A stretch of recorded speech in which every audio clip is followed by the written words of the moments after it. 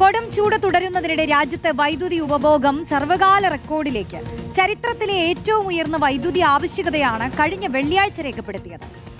ഉത്തരേന്ത്യൻ സംസ്ഥാനങ്ങളിൽ ഉഷ്ണതരംഗം കടുക്കുന്ന സാഹചര്യത്തിൽ ദില്ലി ഉൾപ്പെടെയുള്ള വിവിധയിടങ്ങളിൽ ജാഗ്രതാ നിർദ്ദേശം പുറപ്പെടുവിച്ചു.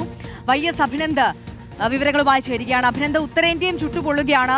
ഉഷ്ണതരംഗത്തിന്റെ അടക്കം ജാഗ്രതാ നിർദ്ദേശങ്ങൾ നൽകുന്നുണ്ട്. ഇതിനിടയിൽ ഈ വൈദ്യുതി ഉപഭോഗം അത് രാജ്യത്ത് സർവകാല റെക്കോർഡിലേക്ക് എത്തിയിരിക്കുകയാണ്. ഈ പ്രതിസന്ധിയെ മറികടക്കാനുള്ള നീക്കങ്ങൾ ഏത് തരത്തിൽ പുരോഗമിക്കുന്നുണ്ട് അഭിനന്ദ്? റോഷ്നി ആര്യ, സംസ്ഥാനത്ത് വൈദ്യുതി ഉപഭോഗം സർവകാല റെക്കോർഡിലേക്ക് പോകുമ്പോൾ രാജ്യത്ത് എന്താണ് സ്ഥിതി എന്നുള്ള ചോദ്യത്തിന് ഇന്ന് വൈദ്യുതി മന്ത്രാലയം തന്നെ അതിന് വ്യക്തത വരുത്തിയിരിക്കുകയാണ്. രാജ്യത്തും വൈദ്യുതി ഉപഭോഗം സർവകാല റെക്കോർഡിലേക്ക് എത്തിയിരിക്കുന്നു.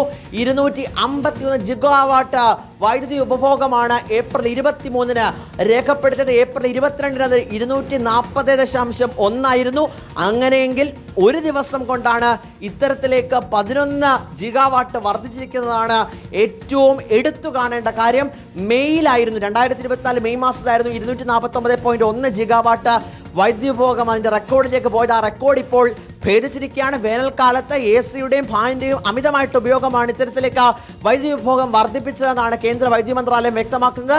സംസ്ഥാനത്തെ നിലവിലുള്ള സാഹചര്യങ്ങൾ വിലയിരുത്താൻ വേണ്ടിയിട്ട് വൈദ്യുതി മന്ത്രിമാരുടെ ഒരു യോഗം വിളിക്കാൻ കൂടി ഇപ്പോൾ കേന്ദ്ര സർക്കാർ തീരുമാനിച്ചിട്ടുണ്ട്.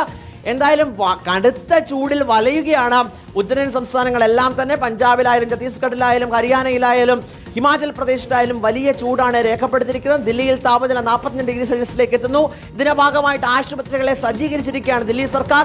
സൂര്യതാപ ക്ലിനിക്കുകൾക്ക് എല്ലാ സൗകര്യങ്ങളും ഏർപ്പെടുത്തിക്കൊണ്ട് സജ്ജമാക്കിയിട്ടുണ്ടെന്ന് ദില്ലി സർക്കാർ വ്യക്തമാക്കിയിട്ടുണ്ട്. എന്തായാലും ചുട്ടുപൊള്ളുകയാണ് ഉത്തരേന്ത്യ. റോഷ്നി ആര്യ.